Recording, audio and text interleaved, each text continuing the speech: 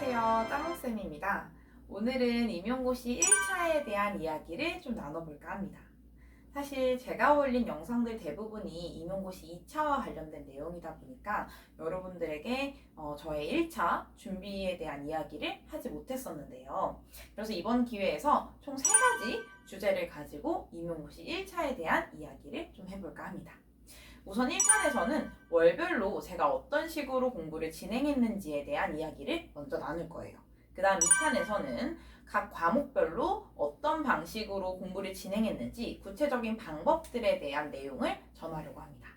마지막 3탄에서는 제가 기출분석을 중심으로 키워드표와 단원정리표를 만들었었는데요. 그걸 어떻게 만드는지 그리고 그걸 어떻게 활용하는지에 대한 이야기를 해볼까 합니다. 총 3가지 주제를 가지고 임용고시 1차에 대한 이야기를 준비했으니까요. 많은 시청 부탁드립니다. 감사합니다. 짜몽쌤의 임용고시 1차 준비 1탄에서는요. 제가 월별로 어떻게 공부를 진행했는지에 대한 내용을 자세히 다뤄볼까 합니다. 우선 저는 2월부터 11월까지 총 10개월의 과정을 거쳐서 임용고시 1차를 준비했었는데요. 이 10개월의 과정은 크게 보면 5가지의 단계로 나눌 수 있습니다. 우선 첫 번째 단계는 2월에 있었던 합격 수기 분석과 기출 분석입니다. 합격 수기를 분석함으로써 저만의 공부 방향을 잡고 기출 분석을 통해 중요한 키워드를 찾아내는 단계를 거침으로써 제 공부 방향과 깊이를 설정할 수 있었습니다. 두 번째 단계는 3월부터 4월까지 있었던 서브노트 작성 단계였습니다. 사실 다양한 방법들이 있지만 저는 단권화보다는 서브노트 방식이 저한테 더 잘 맞았기 때문에 2개월의 과정을 거쳐서 서브노트를 제작을 했습니다. 세 번째 단계는 5월부터 7월까지 있었던 첫 번째 문제풀이와 암기였습니다. 이 첫 번째 문제풀이와 암기 과정에서는요, 주제별로 문제풀이와 암기를 진행했다는 것이 특징적이었는데요. 이전에 완성했던 서브노트와 키워드표를 중심으로 보면서 주제별로 보다 깊게 이해하고 암기하는 과정을 거쳤습니다. 다음으로 네 번째 단계는 8월부터 10월까지 있었던 두 번째 문제풀이 및 암기 과정이었는데요. 두 번째 문제풀이와 암기 과정은 첫 번째 문제풀이 암기 과정과는 다르게 주제별이 아니라 연도별로 진행했습니다. 이미 주제별로 문제를 다루고 암기를 했다고 인식을 했기 때문에 8월부터 10월까지는 전 범위에 걸쳐서 문제를 다양하게 풀어내고 제가 외워보거나 이해했던 내용을 인출하는 노력을 진행을 했습니다. 그리고 마지막 단계였던 11월에서는 총 암기를 진행을 했는데요. 총 암기 때에는 실제 시험에서 인출이 가능하도록 시험 현장과 유사한 문제풀이 환경을 구성하고 그 상황에서 끊임없이 제가 외웠던 내용들을 인출하는 연습을 진행을 했습니다. 자, 총 5단계로 이루어졌던 저의 공부 방법들을 차근차근 하나씩 보면서 다시 한번 더 구체적으로 들어가 보도록 할게요. 자, 그렇다면 본격적으로 2월부터 11월까지의 5단계 동안 제가 어떤 방식으로 공부를 진행했는지 조금 더 구체적으로 들어가 보도록 하겠습니다. 첫 번째 단계인 2월에서는 합격 수기 분석과 기출 분석을 했다고 했었죠. 자, 우선 합격 수기 분석은 저만의 공부 방향을 잡기 위한 방법이었습니다. 사실 4학년 때 공부를 진행을 하긴 했지만 구체적인 저만의 공부 방법이 정해져 있지 않았기 때문에 저만의 공부 방향을 정하고 이미 합격하신 분들이 어떤 방식으로 공부를 진행했는지 참고를 하기 위해서 한 10개 정도의 합격 수기를 프린트하고 그 내용들을 꼼꼼히 읽어보았습니다. 그래서 그 과정에서 공통적으로 합격생분들이 진행하셨던 방법들을 저만의 공부 방법에 녹여서 공부를 진행을 했는데요. 가장 대표적이었던 방식은 일단 기출 중심의 공부 방법과 두 번째는 백지 인출 방법, 그 다음에 마지막은 서브노트 작성이었습니다. 사실 특히 마지막 서브노트 같은 경우는 단권화 방식으로 진행하시는 분도 많았는데요. 저 같은 경우는 단권화 방식보다는 서브노트가 저한테 더 맞다고 생각되었기 때문에 서브노트를 중심으로 한 공부 방향을 설계를 했습니다. 자, 그 다음에 2월에 진행했던 기출 분석 역시 굉장히 중요했던 파트였는데요. 기출 분석에서는 키워드 분석과 단원 정리 분석을 중심으로 진행을 했습니다. 사실 임용고시에 나오는 과목들도 너무 많고 각각의 과목들의 내용들이 너무 방대하기 때문에 어떤 내용이 더 중요한지 어떤 내용은 조금 덜 중요한지에 대해서 구분하는 것이 필요하다고 생각했습니다. 그래서 객관식 시절부터 나왔던 모든 기출들을 다 분석함으로써 저만의 키워드표와 단원 정리표를 정리한 다음에 그 두 가지 것들을 문제풀이 과정이나 암기 과정에서 꾸준히 활용하면서 공부가 심화적으로 이루어질 수 있도록 끊임없이 활용을 하였습니다. 키워드표나 단원 정리표를 만드는 방법과 이를 활용하는 방법은 3탄에서 진행을 할 예정이고요. 제가 실제로 만들었던 키워드표와 단원 정리표는 저의 네이버 카페에 올라와 있을 예정이니까요. 거기 참고하셔서 활용하시면 될 것 같습니다. 그 다음에 마지막으로 기출을 분석하면서 기출 해설집도 완성을 했는데요. 사실 기출을 풀어내는 게 정말 중요하잖아요. 그런데 매번 기출을 풀 때마다 해설집을 찾아내서 채점을 하는 게 너무 번거롭다고 생각이 되었기 때문에 저만의 기출 해설집을 작성했습니다. 기출 해설집 같은 경우에는 2002년부터 최근까지 나왔던 모든 기출을 다 프린트해서 제본을 한 다음에 북소년이나 개론서, 인간교재를 참고해서 저만의 답안지와 해설지가 반영된 한 권의 해설집을 완성했습니다. 사실 이 해설집을 만드는 과정이 짧지는 않았는데요. 추후에 문제를 풀이하거나 암기를 하는 과정에서 정말 유용하게 활용되었기 때문에 여러분들도 시간이 되신다면 기출 해설집을 만들어 두시는 걸 정말 추천드립니다. 자, 그럼 두 번째 단계인 3월, 4월까지 이어졌던 서브노트 작성에 대해서 조금 더 구체적으로 이야기를 나눠보도록 할게요. 사실 저는 서브노트를 2번 작성을 했는데요. 첫 번째 서브노트를 작성할 때에는 많은 실수가 있다 보니까 완성하고 나서도 손이 가지 않는 단점이 있었습니다. 그래서 이걸 토대로 훨씬 더 정리되고 구조화된 서브노트를 다시 완성했는데요. 그래서 이번 시간에는 제가 서브노트를 어떻게 작성했는지 그리고 어떤 실수를 범하지 말아야 되는지에 대해서 그 내용을 여러분들에게 전달해 보도록 하겠습니다. 자, 그렇다면 서브노트를 작성할 때 꿀팁 3가지를 알아보도록 하겠습니다. 첫 번째, 서브노트를 작성할 때에는 구조를 통일화하셔야 됩니다. 저 같은 경우는 의미, 특징, 장점, 단점 이 4가지의 내용이 무조건 들어가게 주제들을 다 통일을 했는데요. 첫 번째 서브노트를 작성할 때에는 이런 기준 없이 모든 내용을 중구난방으로 정리하다 보니까 암기하기가 너무 어려웠습니다. 그래서 서브노트를 다시 만들었을 때에는 의미, 특징, 장점, 단점 이 4가지의 내용이 무조건 들어가게 정리를 함으로써 내가 어떤 것들을 보더라도 의미와 특징, 장단점에 대해서 파악할 수 있게 정리하였습니다. 둘째, 서브노트는 최대한 간결하게 작성하셔야 됩니다. 서브노트는 이름 그대로 나의 공부를 도와주는 서브의 역할을 하는 노트잖아요. 제가 첫 번째 서브노트를 작성할 때에는 모든 내용들을 다 넣으려고 하다 보니까 개론서나 인간교재보다 서브노트가 훨씬 더 두꺼워지는 단점이 있었습니다. 그래서 두 번째 서브노트를 작성할 때에는 최대한 한 페이지 내에 관련된 내용이 함께 들어갈 수 있게끔 요약 정리해서 내용을 간결하게 작성을 했습니다. 그래서 암기 중심으로 서브노트를 활용하고 문제를 풀거나 추가 인출을 할 때 이해가 되지 않은 내용들은 개론서를 찾아보거나 인간교재를 찾아보는 방식을 진행했는데요. 이렇게 하다 보니까 암기는 암기대로 빠르게 진행할 수 있고 복습을 할 때에도 훨씬 더 효과적으로 진행할 수 있어서 보다 효율적인 공부 방법이 되었습니다. 다음으로 셋째, 서브노트를 작성할 때에는 인간과 개론서를 함께 보면서 작성을 하셔야 됩니다. 사실 처음에 서브노트 작성할 때에는 그냥 막 옮겨 적는 데만 급급해서 내용을 이해하지 않고 정리를 했는데요. 두 번째 서브노트를 작성할 때에는 서브노트를 작성하는 과정도 공부의 과정이다 라는 생각이 들어서 인간과 개론서를 먼저 읽고 이해를 한 다음에 그 내용을 요약 정리를 하였습니다. 이 과정을 거치는 게 조금은 시간이 오래 들긴 했지만 보다 꼼꼼하게 인간과 개론서를 한 번씩 1회독할 수 있어서 훨씬 더 효과적으로 깊게 공부를 할 수 있었다고 생각이 듭니다. 그래서 여러분들이 실제로 서브노트를 작성하실 때에는 내가 정말로 나의 공부에 서브의 역할이다 라는 생각을 가지고 최대한 간결하게 작성하시는 게 제일 중요한 포인트라고 할 수 있습니다. 그 다음에 마지막 네 번째. 서브노트는 작성보다는 활용이 중요합니다.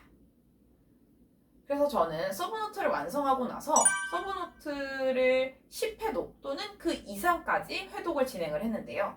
내가 작성한 서브노트를 만들어 놓고 보지 않는다면 굳이 만들 이유가 없겠죠. 그래서 저는 모든 서브노트 주제마다 칸을 설정해서 1회독 할 때마다 체크 표시를 함으로써 최소 10회독, 많으면 그 이상까지 복습을 할 수 있도록 진행을 했습니다. 구체적인 복습 방법들은 뒤편에 나오는 문제풀이 및 암기 단계에서 다시 한 번 더 구체적으로 이야기를 나눠보도록 할게요. 셋째, 첫 번째로 진행되었던 주제별 문제풀이 및 암기 과정에 대해서 이야기를 나눠보도록 하겠습니다. 주제별 문제풀이 및 암기에서의 목표는 전공과 교육학의 내용을 심도 깊게 이해하는 거였습니다. 앞서 만들어뒀던 서브노트는 간략하게 요약 정리된 내용이었기 때문에 암기에는 유용하지만 그 깊이에 있어서는 한계점이 있었는데요. 그래서 주제별 문제풀이 및 암기 과정을 거치면서 보다 심도 깊게 내용을 이해하는 과정을 거쳤습니다. 어떤 방식으로 진행됐는지 순서에 따라서 이야기를 나눠보도록 할게요. 우선 첫째, 문제를 풀이를 하기 전에 서브노트를 1회 복습합니다. 내가 오늘 공부하기로 목표를 잡았던 주제별 목표 부분, 내용 부분에 대해서 서브노트를 1회 복습을 진행을 합니다. 그 다음 둘째, 기출을 과목별, 주제별로 풀이를 진행합니다. 내가 오늘 풀기로 했던 과목의 주제에 대한 내용을 찾아서 그 부분만 풀이를 함으로써 내가 문제를 잘 이해하고 있는지, 내용을 잘 암기를 했는지 확인을 하는 과정을 거쳤습니다. 문제를 풀고 나면 채점을 진행했는데요. 저의 채점은 세 가지로 나눠집니다. 첫 번째는 완벽하게 이해해서 맞춘 문제. 두 번째는 맞추긴 했지만 이해되지 않아서 표시된 세모 문제. 마지막은 틀린 X 문제입니다. 저는 이 세 가지 중에서도 맞았지만 잘 이해가 되지 않은 세모 문제와 내가 틀린 X 문제를 중심으로 내용을 이해하고 복습하는 과정에 보다 집중을 하였습니다. 채점을 다 했다면 틀린 문제와 관련된 내용을 개론서나 인간교재를 읽으면서 다시 한 번 더 복습을 했는데요. 사실 개론서 읽기가 너무 중요하지만 처음부터 개론서를 읽고 들어가는 건 집중도 잘 안 되고 너무 비효율적인 방법이라고 생각이 되더라고요. 그래서 일단 문제를 풀고 내가 틀리거나 이해가 되지 않은 부분과 관련된 개론서를 찾아 읽음으로써 보다 집중력을 높이고 효율적인 공부를 진행을 하였습니다. 자, 이렇게 내가 애매하게 틀렸던 문제 또는 헷갈렸던 문제에 대해서 개론서나 인간교재의 복습이 완료가 됐다면 마지막으로 다시 한 번 더 서브노트를 읽어보았습니다. 이 과정에서는 내가 놓쳤던 부분을 추가하거나 아니면 중요하다고 생각했던 부분에 별표나 체크 표시를 함으로써 보다 서브노트를 보완하는 과정을 거치게 되었습니다. 5월과 7월까지 진행됐던 주제별 문제풀이에서는 기출뿐만 아니라 수능이나 9월 모평도 문제풀이를 진행을 하였는데요. 수능이나 9월 모평 같은 경우는 너무 많은 과정을 진행하는 것이 아니라 최근 5개년을 중심으로만 진행을 하였습니다. 그래서 교육학이나 교육론을 제외한 전공 과목에 대해서 문제를 풀이하고 관련된 내용을 추가적으로 이해한 다음에 마찬가지로 틀리거나 애매하게 이해가 되지 않은 부분에 대해서는 개론서나 인간교재를 통해서 그 내용을 복습하는 과정을 거쳤습니다. 처음에는 기출 중심으로만 문제를 풀이를 하였는데요. 기출을 너무 많이 돌리다 보니까 어느 순간 내가 문제를 푸는 게 아니라 답을 외워서 풀고 있다는 생각이 들더라고요. 그래서 그 시점부터는 수능과 9월 모평을 추가함으로써 나의 주제별 개념, 이해를 조금 더 보충하는 과정을 거쳤습니다. 네 번째, 8월과 10월까지 진행되었던 연도별 문제풀이 및 암기에 대해서 이야기를 나눠보도록 하겠습니다. 앞서 주제별로 문제풀이와 암기를 진행하면서 각각의 내용들에 대한 심도 깊은 이해가 진행이 되었다고 생각이 되었기 때문에 8월부터는 연도별로 문제풀이를 진행을 하였는데요. 저는 하루에 3개년의 문제를 풀이를 하였습니다. 마찬가지로 문제를 풀기 전에는 먼저 서브노트를 복습하고 진행을 하였습니다. 서브노트를 한번 복습함으로써 내가 이해됐던 내용들, 암기했던 내용들을 다시 한 번 더 점검한 다음에 실제 시험장과 유사한 형태로 시험지와 답안지를 준비한 다음 시간을 측정하면서 문제를 풀이하였습니다.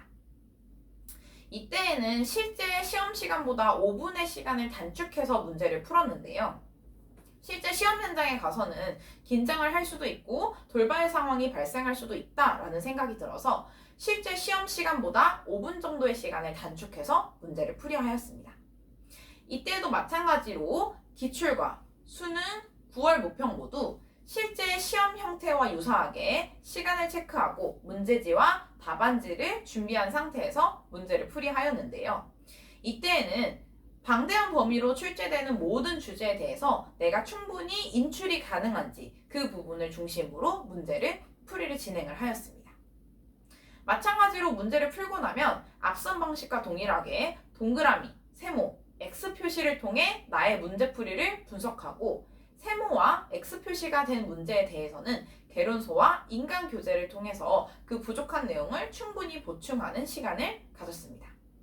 그리고 마무리 단계에서는 내가 오늘 배웠던, 틀렸던, 추가했던 부분들에 대해서 서브노트를 다시 한 번 더 복습함으로써 문제에 대한 이해를 보다 보충하는 시간을 가졌습니다.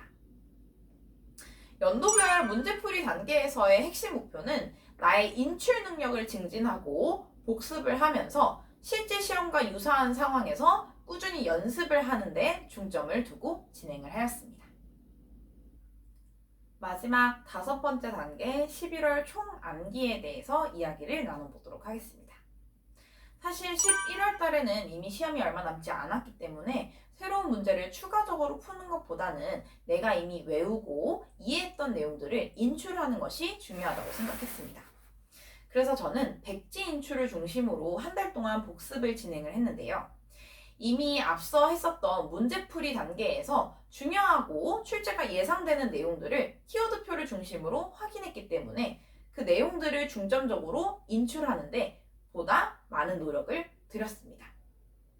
인출을 할 때에도 중요한 점이 있는데요. 바로 내가 서브노트에 작성했던 것처럼 핵심 키워드와 내용이 들어가게 간결하게 정리하는 겁니다. 백지 인출을 할 때 긴 글 형식으로 나열을 하다 보면 내가 뭐가 중요한지 파악하기가 너무 어렵더라고요. 그래서 백지 인출을 할 때에는 핵심 키워드와 핵심 내용이 반드시 들어가게끔 주요 내용 위주로 인출을 진행을 하였습니다. 실제 임용고시 시험이 서술형이나 논술형으로 진행되긴 하지만 결과적으로 채점은 키워드나 핵심 내용을 중심으로 채점이 되기 때문에 실제 인출도 이와 같은 방식으로 키워드와 핵심 내용을 중심으로 인출을 진행했습니다. 자, 지금까지 월별로 제가 어떻게 공부를 진행됐는지에 대해서 한번 쭉 살펴보았습니다. 사실 이런 공부법 같은 경우는 저만의 개인적인 방법이기 때문에 제 영상을 보시는 수험생분들 각각의 성향에 맞춰서 참고용으로만 활용하시면 좋을 것 같습니다. 제가 1차 시험을 보고 나서 그 점수가 그다지 높지 않았는데요. 이렇게 높지 않은 결과가 나오게 된 원인에 무엇이 있을까 생각을 해봤더니 그 응용이나 심화에 있어서 조금 부족함이 있지 않았나 라는 생각이 들었습니다. 특히 법 같은 경우는 단순히 암기한다고 되는 학문이 아니라 응용하고 적용하는 학문이었는데 서브노트 중심으로 단순 암기를 진행하다 보니까 그 부분에 있어서 많은 어려움이 있었습니다.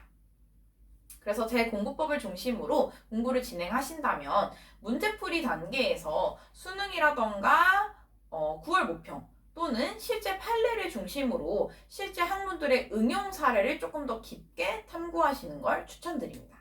자, 그래서 2탄에서는요, 본격적으로 과목별로 제가 어떻게 공부를 진행했고 그 공부를 진행하고 났더니 실제로 어떤 부분이 아쉬웠는지에 대해서 다시 한 번 더 깊게 다뤄보도록 하겠습니다. 그럼 우리는 2탄에서 만나보도록 할게요.